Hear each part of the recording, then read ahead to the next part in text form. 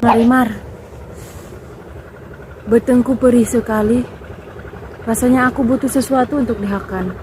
Aku nggak punya apa-apa, Perbuso. Hanya ada bolet pulanas. Waas sekali hidup ini. Coba kau nyiar hakanan ke warung.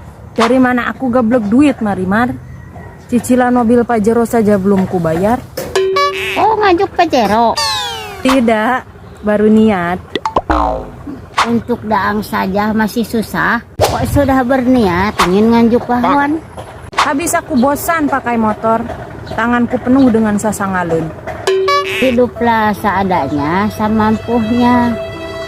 Jangan maksakan diri. Kenapa? Jika tidak, kata Eka, kamu bisa gelo. Tapi dalam hidup itu harus punya mimpi, Marimar.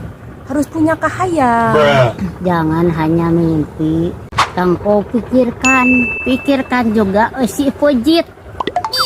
Jika terus-menerus mementingkan isi pejit, hidupku tidak akan ada kagablek. Ya sudah, jika itu maumu. Sepertinya aku harus pergi. Kemana? Ke rumahku akan kedatangan tamu. Siapa? Dulurmu? Bukan. Akan ada orang yang mau survei ke rumah. Soalnya aku nganjuk Ferrari. Dibuang sayang. Wah, udah dingin. Nama keding. Wah, tiluk. Aku Di rumahku.